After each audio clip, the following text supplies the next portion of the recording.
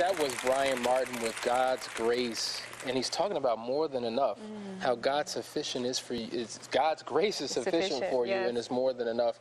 And that is such an encouraging song. It's a great thing when you can be entertained and ministered to at the same time. So we encourage you to get their CD and to stay tuned to hear another great selection from them. But we're excited because we have a wonderful guest. It seems like tonight we have a whole lot of great coaches that are here to counsel people and coach them through whatever their situation is. And we're excited because of this hour of Atlanta Live. We have the wonderful Yolanda Lewis, who's the president and CEO of her own company. And she is another great coach.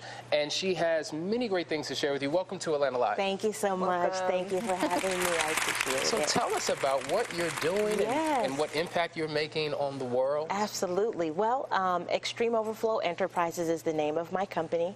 And we focus on life coaching, to include relational issues as well as career coaching.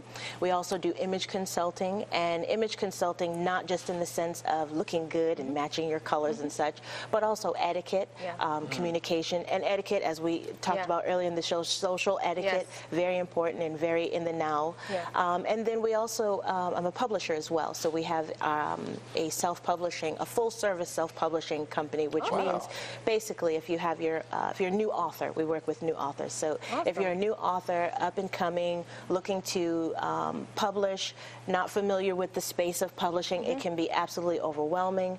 But we help you to facilitate through that journey, and we offer many packages to fit all types of different publishing options. So, you know, you talked about image consulting, which I am so into, and I love that whole concept because you said it's not just about what you're wearing. Right. Well, I find that because we have so many broken families and single-parent homes that a lot of us aren't raised with etiquette. We're not raised with any kind of structure.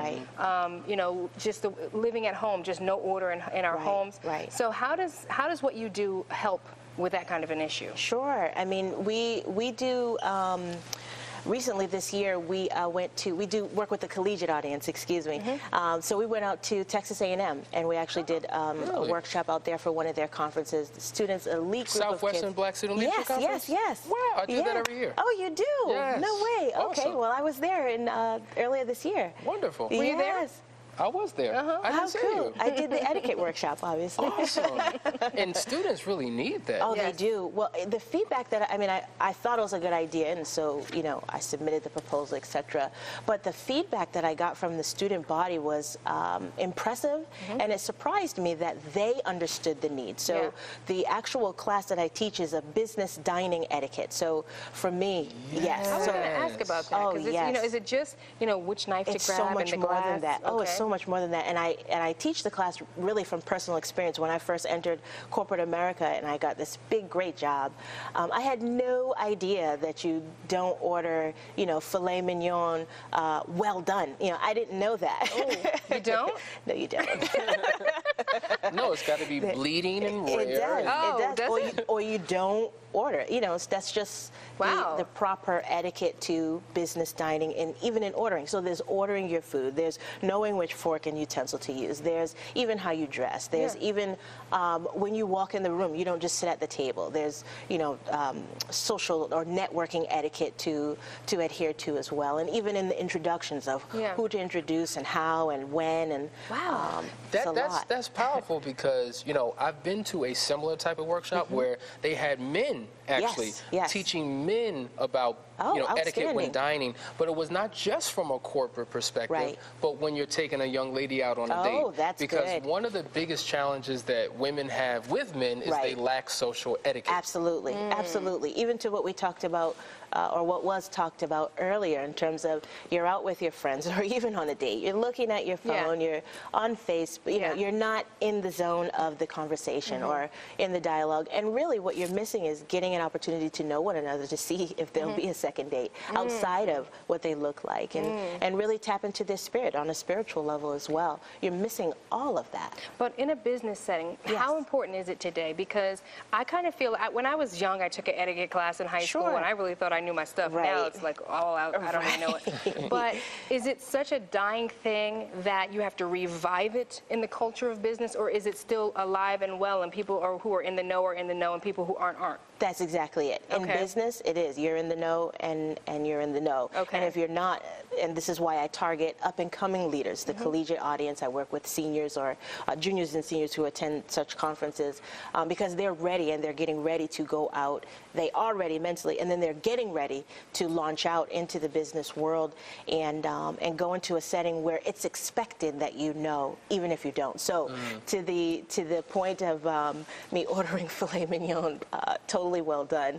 It was like, you know, forks were dropped at the table and everybody swished, you know. Look, it was very embarrassing. But do you find as you're teaching these classes and coaching people that the majority of us really don't know and have no idea? Have no idea. Even down to a family setting of just sitting down to dinner. Those are some of the etiquette. You can learn etiquette even in that simple setting.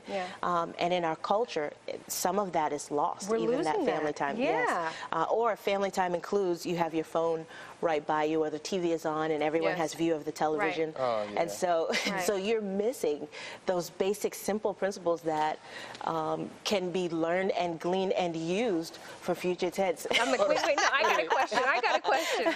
I wanted to go back to the dining thing because, you know, when I was growing up, it was you eat in the dining room. Yes. We don't even eat in the dining room. We eat in the kitchen nook. Yes. Like dining at home is like gone. It is. Because mom's not there or dad's not there and everybody's kind of eating different things. It's so different. It is so different. So much going on. So, you know, and I look forward to the time where I can do a more intimate setting with families and kind of regenerate that morale of eating together and the value of eating together to learn those basic principles that you will need.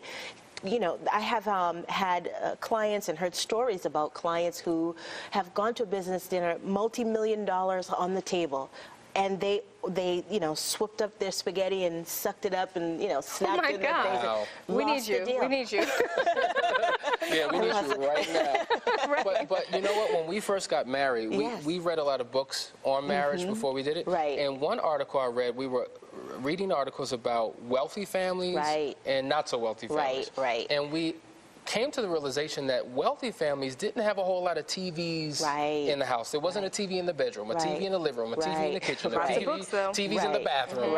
And a lot of them had one TV in the home. And we made a decision that we were going to have one TV in our home. Definitely not in the bedroom, not in the kitchen or the dining room, so that when we had dinner, we had to engage in conversation. And that's something that we try to do with our children, even though they're young, we try to do that as well. Is that still important to you? Absolutely. You know, and I can even use my own family as a context.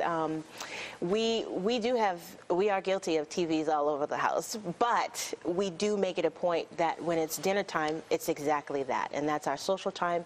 And one of my children is autistic, and so it's very important that there are not a lot of distractions going on in terms of phone, and because with the autistic mind, it's very creative, and so they're in another zone. They'll tap into that other zone and they're doing their own thing, and then what you miss is connecting with that child. He's still my child, my baby, and so you miss that value of connecting when you have some of those distractions live, if you will. So it's important for parents to take the time to acknowledge and pay attention to what's going on in the home. Whether you're a single parent or even in a marital relationship, you still need to make sure that you are upholding your values, even with the advancement of technology and all the great things going on in today's society. Now, I know you're a great workshop presenter. Oh, thank you. And you travel all over the country speaking for colleges, corporate. But let's talk about your life coaching. And the importance of a coach. And I try to convince people all the time, listen, Michael Jordan had a coach. Absolutely. Tiger Woods has a coach. Venus and Serena has a coach to make them a better athlete. But in our community, when it comes to coaches and counselors, it seems as though it has a negative connotation on it because it means there's something psychologically wrong with us. What is the value of hiring you as a life coach? Sure, and the value is in discovering really who you are and knowing that it's okay that you have flaws or idiosyncrasies that are not perfect. One of the things that was pivotal in my career, especially as it relates to image consulting, was as a part of the business, you're supposed to look perfect. And so with my teeth, you know, I have a gap. And it took me a long time to get through the psychological aspects of being okay with, I look like this, I can't change it, and that's what it is. But when I became a certified image consultant, I was told to go and get that fixed. So I went and got a consultation, and what I learned, which was phenomenal to the power of God and the purpose He has on your life, even down to how your teeth are in your mouth. The dentist said that even if we corrected your teeth and made them straight, they would go back the way they are, because the way that your mouth is constructed, the way that your teeth are in your mouth, they are going to always be that way. So to coaching, that is exactly what happens, where you are able to learn and discover you're exactly who you are, the way that God purposed for you to be, for a reason, for a purpose, and it's okay, and it's all good. That is so awesome. And I want to speak to that, because my mom, I always laugh at this, but growing up, she always hid her ears. And she had this issue with her ears. They're not big, they're not small, they're just ears. And it's interesting how we can put these things in our own heads about what's good or bad. And it hinders us. It makes us not want to walk into our own destiny, because I got to get this fixed, or this is what's wrong with me. It's just really, that was something that's deep, what you learned sitting there at the dentist and them telling you about who you were created to be. It was. And so to that point, we actually have a coaching seminars coming up in November called Express Yourself. And it's exactly talking about just what you said, about getting over the internal and external obstacles that keep us from stepping into our destined place, or even starting that business, or even just simply being okay with who you are and how you look. So we're very excited to have that coming up. And these are the webinars you're talking about, right? Yes, they're webinars. Awesome. You can you can be in attendance right from where you are, the comfort of your own home. And so registration is live. We actually did one in October, and God is so awesome that we had such a strong response. The webinar platform couldn't handle it, and it almost shut the whole webinar down. So it was funny to learn after. It wasn't fun to go through it with the technical difficulties, but definitely more prepared this go round, and I'm excited to offer the different series that we have coming up. Give me some details about it. For those that are watching right now, how can they find out more about the seminar and you? Well, definitely they can go to my website to find more about the seminar and register, www.extreme-overflow-enterprises.com.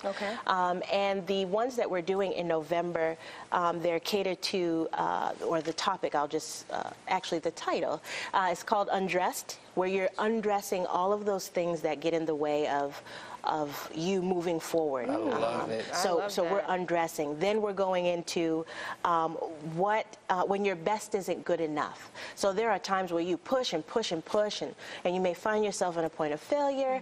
But there is a method. There's a point system that I'll be sharing in terms of what to do when your best isn't good enough. That's awesome. And then after that, we're going to reignite and restructure and redream your dream. How to make that come alive. I love it. So that's the month of November, and very excited and looking forward to that. Yolanda Lewis, listen, we want you to go to the internet, type in that website, and we want you to partake in this webinar, because it will be a life-changing experience for you. We thank you so much for being on this show. What great information. Listen, folks, we're going to the phones. For those of you that need prayer, you need somebody to pray with you, to help you through your situation. We have people standing by, ministers that are ready to speak into your life. Stay right there.